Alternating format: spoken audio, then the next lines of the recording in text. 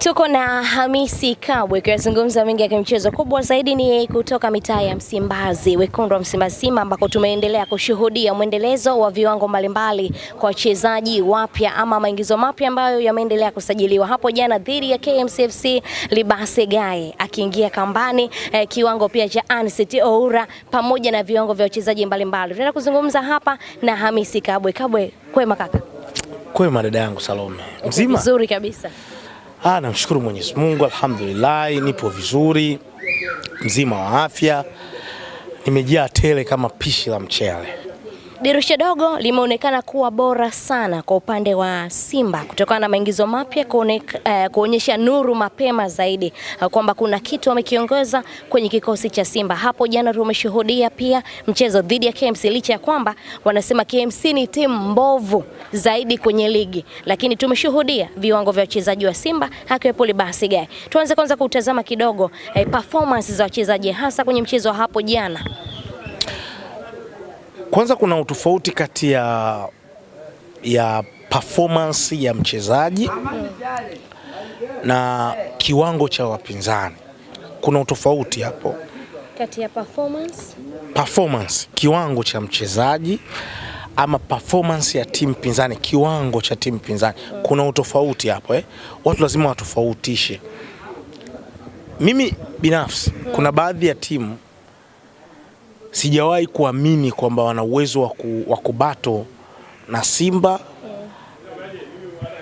alafu wakajiachia yani kuna timu zenye level ya kati huwa hazipo hivyo. Wanapocheza na Simba lazima tu plani yao ya kwanza itakuwa ni kuzuia na kushambulia kwa counter attack. Hiyo ndio plani ya kwanza ya timu zenye level ya kati Tanzania. Kwa hiyo hata jana KMC walifanya kama wanavyofanya pia wengine, sio kwa sababu ni dhaifu, ila ni kwa sababu timu nyingi za ligi kuu Tanzania bara zinapokutana na Simba huwa ndio staili yao ya kucheza ni ile. Kuna timu tofauti, Singida, kwa sababu wana wachezaji wengi ambao wana uwezo kweli wa kukompiti kwenye hiyo level na ni bora, lakini pia huwa wanakamia. Wakikutana na Simba huwa wanakamia sana Singida. Umeona, kwa sababu tunajua kinachoendelea kwenye klabu ya Singida. Haina haja ya kusema. Lakini nyingine ni timu bora kabisa hivi sasa, timu yenye level ya kati, timu bora yenye level ya kati hivi sasa, JKT Tanzania. Wakikutana na Simba au Young Africans ama klabu yoyote kinawaka. Upinzani unakuwa mkubwa, kinawaka kweli. Utapata kweli matokeo mazuri, lakini unatoka ukiwa unafuta jasho hivi.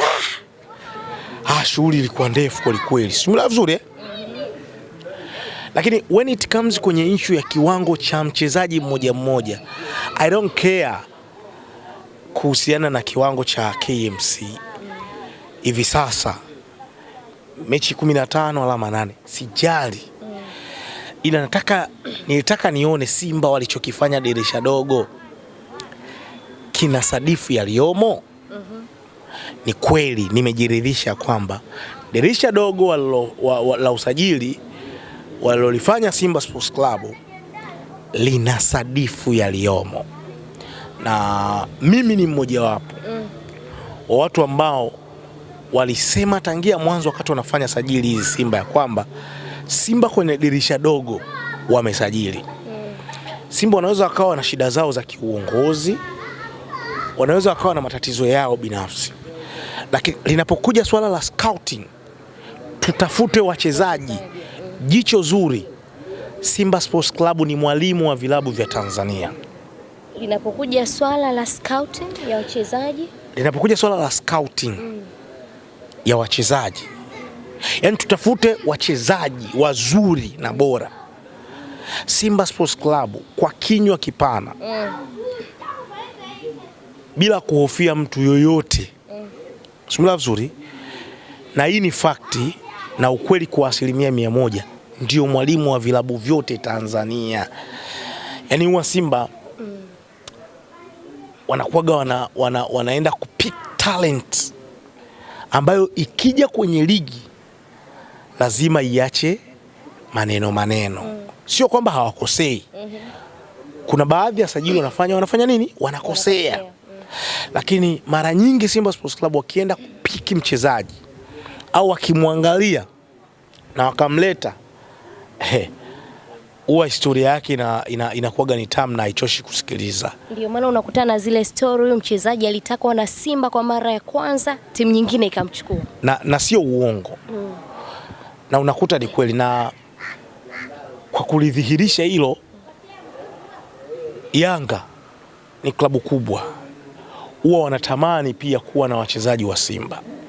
Yaani unakuta acha tu issue ya kuscout wachezaji Simba, Young Africans kwenda na wenyewe kuwachukua wale wachezaji ambao wana scout Simba, ila Young Africans wao wenyewe huwa wanawatamani wachezaji wa Simba. Na ndio maana katika siku za hivi karibuni wachezaji wengi kutoka Simba wameenda Yanga kuliko wa Yanga kwenda wapi? Kwenda Simba. Inawezekana kuna sababu mbili. Sababu ya kwanza, inawezekana Simba wanashindwa kuwachukua wale wachezaji bora kule kwa sababu ya kifedha na ushawishi waliokuwa nao in Africans. Lakini sababu ya pili ni kwa sababu Simba wana wachezaji wengi wazuri na wanaovutia kuliko timu yoyote Tanzania. Na ndio maana in Africans wanashawishika kwenda kufanya nini? Kwenda kuwachukua. Sasa ukija kwenye dirisha dogo, nilianza kuona moshi mweupe kwenye klabu ya Simba baada ya kumtaka Libase Gay. Mimi binafsi siku ile tuko mimi na wewe tunafanya exclusive interview pale, nilikwambia Simba kama wanaenda kumtafuta Libase Gay, wamemwacha Alan Okello, basi kwangu mimi watakuwa wameenda extra zaidi ya Alan Okello. Haina maana kwamba Alan Okello ni mchezaji mbaya. Simula vizuri Haina maana kwamba Alan Okello ni mchezaji mbaya. Ni mchezaji mzuri kwa kiwango chake, yeye anaweza akakupa performance hiyo nzuri. Lakini when it comes kwenye ulinganisha ubora, kwa sababu wao ni wachezaji ambao wote mimi nilikuwa nawafuatilia na nawajua nje ndani, yani kufuatilia sajili zao, yani na I say kama kuna sajili ambazo mimi nimezifuatilia na kuzigaragaza ni sajili ya Alan Okello na Libase Gay. Najua strengths ya huyu, najua weakness ya huyu, najua weakness ya huyu. Libase Gay ni bora maradufu na anaweza akakupa vitu vingi zaidi kuliko Alan Okello. Kwa kifupi, Libase Gay ni bora kuliko Alan Okello. Bila shaka yoyote. Tena naweza nikazungumza kwa kinywa kikubwa. Na ndio maana nilipoona Simba kama kweli walimwacha Alan Okello wakaenda kwa Libase Gay, sikutaka kuwalaumu tena viongozi. Kwa sababu niliamini wameenda kwenye chaguo bora zaidi ya lile la kwanza ambalo walifanya nini? Walopanga kulichagua. Nieleweke hapo. Haina maana kwamba Alan Okello ni mchezaji mbaya wala hawezi kufanya vizuri akiwa in Africa. Lakini when it comes kwenye issue ya ubora, Libase Gay ni bora kuliko Alan Okello. Salome, takwimu pia zinaweza zikawa ni sababu ya kulichakata hilo. Achana tu na takwimu. Hizi tuzo za ligi kuu Tanzania bara atazichukua sana Libase. Hizi tuzo kwa uwezo ambao mimi na kwa ligi yetu jinsi ilivyo, anaweza ka struggle kwenye mechi labda kubwa, labda mechi ambazo labda zile wanamkamia na nini. Unajua kwa sababu kuna baadhi ya mechi watu wanamkamia, si ndio star wa timu na nini, anaweza aka struggle huko. Au labda akaja huko mbeleni akaumia na nini, au mazingira haya yakamlevya akabadilika, kiwango kikashuka kwa sababu ni binadamu. Sijui umeelewa vizuri Lakini na kuhakikishia Salome, Simba wamepata mchezaji ambaye amepikwa na amekamilika kwenye engo zote za kiuchezaji, na kwa kudhihirishia hilo watu wafuatilie, afukiwaambia wanajifanya ni wabishi. Sometimes unaacha tu kama ilivyo, lakini huo ndio ukweli. Juzi rais wa klabu ya Africans Engineer Hersi Saidi alitoka hapa akayafunga safari na kwenda kwenye academy kubwa pale nchini Senegal inaitwa Generation Foot. Simla vizuri. Salome, Generation Foot ni chungu kilichojaa viungo vyote. Kwa maana ya walimu waliokuwepo pale, miundombinu iliokuwepo pale. Kama una mtoto wako ukimpeleka pale akapikwa na akapikika, yani kwenye ufaulu ule wa 1 mpaka 4, basi kwenye ule ufaulu mtoto wako akifeli sana pale Generation Foot ana 3, ndio kafeli huyo. Kwa hiyo ile 3 ndio inakuja huku sasa Afrika, Tanzania. Alafu ile A na 2 Ulaya Mashariki na Ulaya yenyewe ile magharibi kwenye zile ligi kubwa kubwa. Sasa ile grade 3 ambayo bado ilikuwa inajitafuta ndio Libase Gay ambaye yupo Tanzania. Can you imagine? Katoka Generation Foot ambapo Africans kupitia Engineer Hersi Said alienda kuangalia namna ambavyo wanavyopika wachezaji na ni kituo cha maana kwelikweli. Kuna Generation Foot na Diambas ambapo Trongwe ile ya Nandi ya Senegal na SC Giraffe ndio huwa wanachukua wachezaji kule wanawaleta kwenye klabu zao, baadaye ndio wanakuja kupata nafasi ya kuuzikana kwenye hizi timu za Afrika. Kwa kiwango alichokuwa nacho Libase Gay, ndio maana unaambiwa mara ya mwisho alienda kufanya trial Valencia B. Kwa nini? Kwa sababu Generation Foot wanaamini mchezaji utakayempika pale level yake ya kwanza ya ushindani ipo Ulaya. Hasa fikiria Libase Gay kama kapikwa Generation Foot. Unafikiri kiwango chake kitakuwa ni cha kucheza wapi? Sasa umejibu, usione aibu. Ulaya. Na sasa Tanzania. Yani huo ndio uhalisia. Jibu, umeona? Kwa sababu mwisho wa siku kwa kiwango alichokuwa nacho Libase Gay akija kucheza Afrika Tanzania, ndio maana tunamuona wow, top player, kwa sababu mapishi na upikwaji alopikwa akapikika ulikuwa sio kuchezea hapa barani Afrika. Na kama atacheza barani Afrika basi anapaswa kwenda kucheza nchi labda zile za Kiarabu zenye fedha nyingi. Na ndio maana na wasiwasi hata Libase Gay kama hakuumia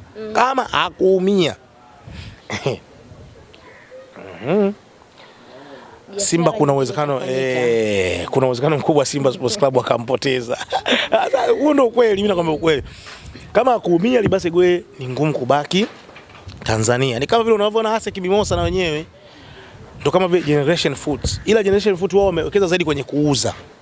Wanauza sana kuliko kushindana humu ndani. Tofauti na hasa Kimimosa wao kuna muda wanashindana ndani na wanauza nje. Umeona eh? Kwa ndivyo ambavyo sasa Libase Gay katoka pale ambapo panapopika wachezaji wazuri, wachezaji bora. Senegal wanatusumbua. Wachezaji wake wengi wanatokea pale Generation Foot. So nilipoona mimi amekuja kwenye mashindano ya Chani, nilipoona ametengenezwa pale, nikasema haiwezi kuwa rahisi. Kwa hiyo ni ngumu kwa mchezaji wa Afrika Mashariki hapa Afrika Mashariki kuweza kufikia kile ambacho walichokuwa nacho Libase Gay, kwa sababu ya sisi ya mazingira ya kuwapika wachezaji wetu. Uganda wanatengeneza wachezaji. Wanaanza kuanzia shule hizi za msingi mpaka kuja vioni, kwa maana ya colleges zile mpaka university. Lakini bado kiwango cha utengenezwaji wa wachezaji hao kina Alan Okello bado haijafikia ile grade ambayo inatengenezwa kwenye nchi ya Senegal kupitia Generation Foot. So ukiniuliza mimi, sio kwa sababu labda anaichukia Young Africans, sipendi na nini, hapana. Hata leo Alan Okello angekuwa wapi, ningesema ya kwamba Alan Okello hafiki ubora alokuwa nao Libase Gay, na nakuhakikishia hata thamani yake sokoni itaenda juu maradufu kuliko mchezaji mwingine yoyote hapa kwenye ligi kuu. Kwenye ligi kuu, kama hatopata majeraha, kama hatoingia kwenye mkumbo wa baadhi ya wachezaji kufanya starehe na nini. Tegemeeni makubwa sana. Mimi huwa nikikaa na ubukuzi wangu, huwa nakaa ndani najifungia tuli, natafuta juisi yangu ya matunda ama haya makemikali, nakaa ndani najifungia. Naambia Mabilali tulia, ni acha kelele. Natulia, napitia majarida yangu, naangalia, napitia majarida ya Afrika, naangalia, najiridhisha, ndo nakuja kusema. Na ndio maana mara chache sana mimi ninaposema huyu mchezaji ni mzuri, huwa akija kufeli basi anafeli labda kwa sababu zingine za nje ya uwanja. Lakini mara nyingi huwa nikipointi mchezaji ni mzuri, basi huwa ni mzuri kweli. Simla vizuri.